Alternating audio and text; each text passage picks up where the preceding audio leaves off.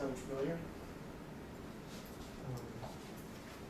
All right, let's go the other side and play with union. It's commutative. It's associative. Does the union have an identity? A union something gives me A. Yeah, the empty set is the identity.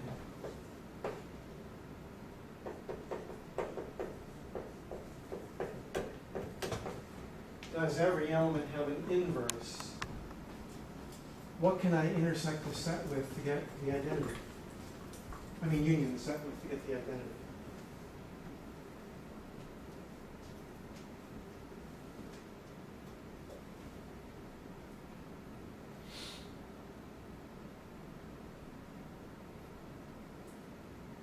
So I need to solve, if I have an inverse, I need A union something, gives me the identity. Not so good. Right?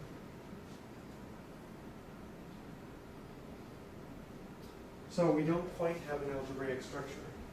What we're going to look at later is if I use the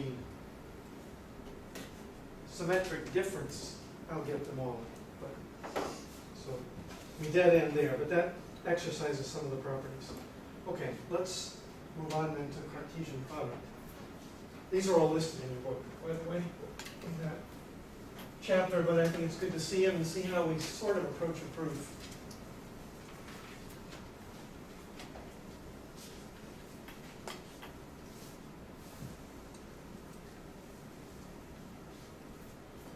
Cartesian product of sets.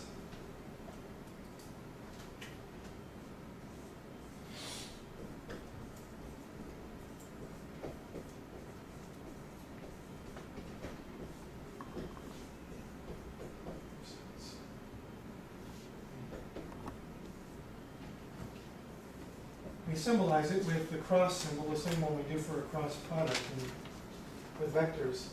A cross B is the set of all ordered pairs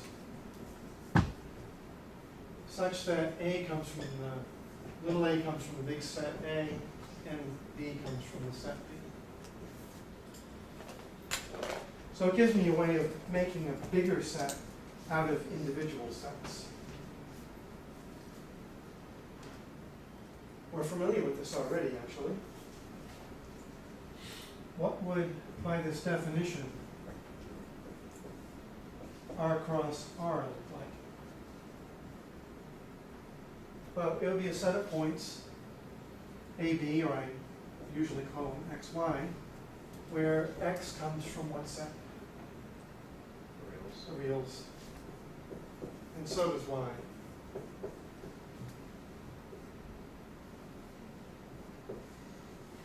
This is better known as a coordinate system. Yeah, this is the Cartesian plane. The points in the Cartesian plane.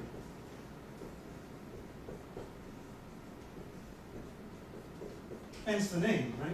That's why we call it a Cartesian plane. It's a Cartesian product of two lines. And it's also symbolized as R squared, right? You've seen that. It's just a shorthand for R cross R. So this is a very common thing to do, to form Cartesian products, especially of a set with itself.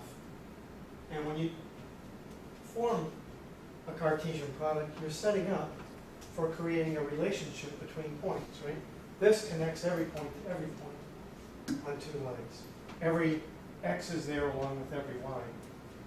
But if you take subsets of this, subsets of Cartesian products, and leave only the ones where X and Y are somehow related, like maybe points on a curve, we'll start to get some structure out of Cartesian products. Okay.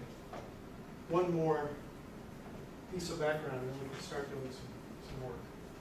The last, and certainly not the least important of our definitions for today, is what a power set is.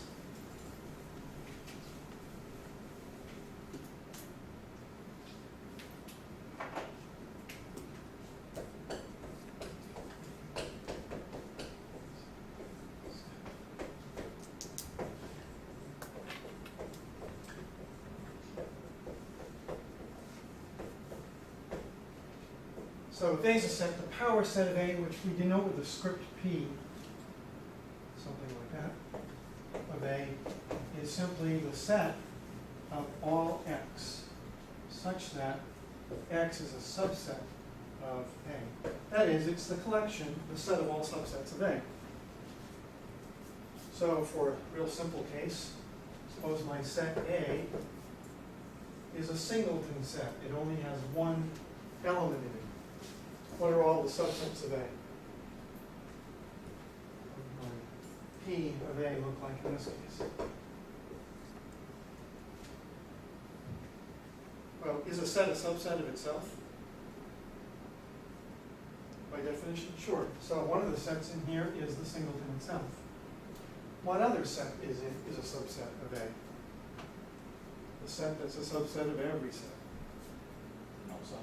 Sure, the empty set. Why is the empty set a subset of everybody? Let's prove that with a little sidelight. Assume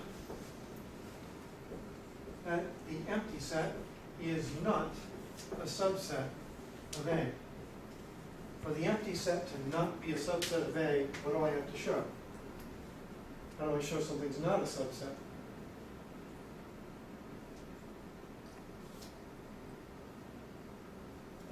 What do I have to find to show that something is not a subset?